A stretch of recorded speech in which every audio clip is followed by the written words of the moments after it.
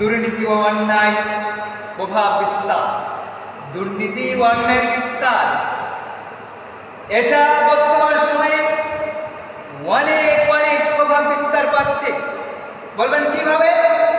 আমি বলি, দুনিয়াতে ধরেন আপনার মসজিদে একজন 1 টাকা চুরি করল, ওই চোরের বিরুদ্ধে আপনারা যে রকম অ্যাকশন নিচ্ছেন, ওই চোরেরকে কত নির্যাতন করছেন, কত নিপীড়িত করছেন, কত টাকা জুলুম করছেন, কত তার উপর নির্যাতন করছেন, সামান্য 1 টাকা চুরি করার কারণে, মসজিদে 1 টাকা চুরি করার কারণে কত তাকে কষ্ট দিচ্ছে, কত নিপীড়িত করছে, কত তাকে নির্যাতন সহ্য করতে হচ্ছে।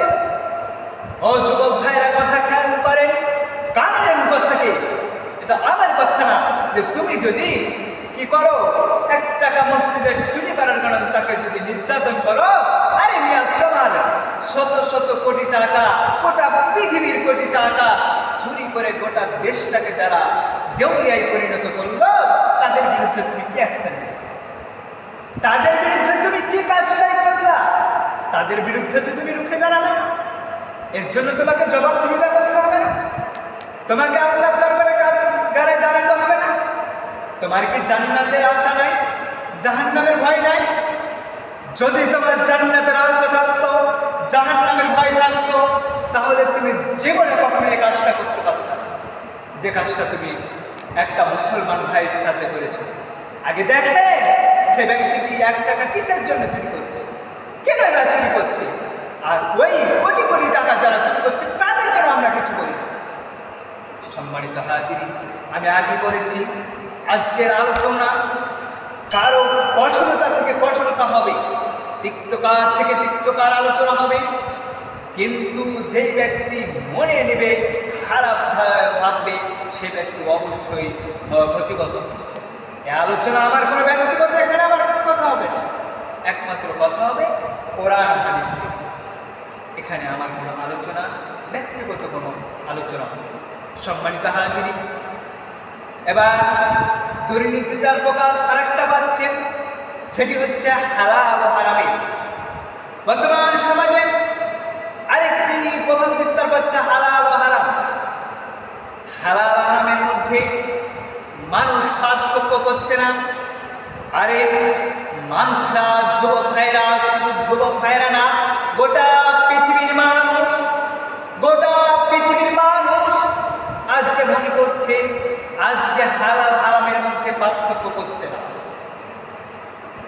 হালাল হারামটা কি জিনিস, সেটার পার্থক্য করছে না।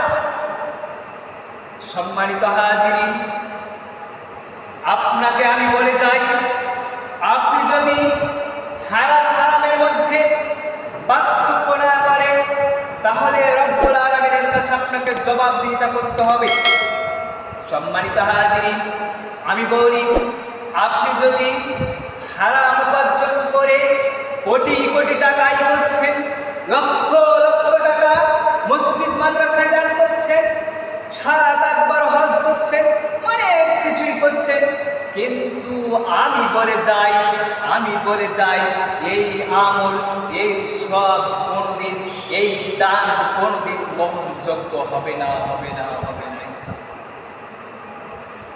তাহলে বলবেন, কোন সম্পদ, কোন টাকাটা, কোন জিনিসটা আমার কাজে লাগবে? আমি বলি হালাল।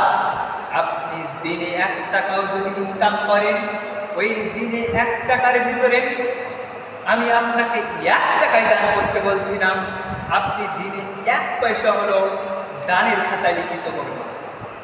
যদি দানের খাতায় 1 পয়সাও লিখিত করতে পারেন, 1 পয়সাও যদি দান করেন, ওই দানটা আপনার গ্রহণযোগ্য, ওই দানটা আল্লাহ রাব্বুল আলামিনের কাছে কবুল এবং মঞ্জুর হবে।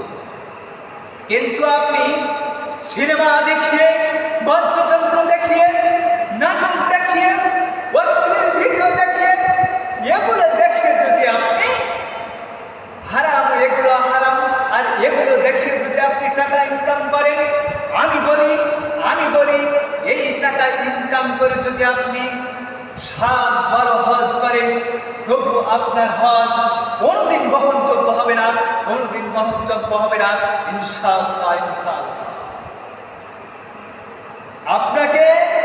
এই বাদ্যযন্ত্র, হালাল সিনেমা এগুলো দেখে যদি এটা করে, আপনার কোনোদিন গ্রহণযোগ্য হবে না, কোনো আমলই গ্রহণযোগ্য। সম্মানিত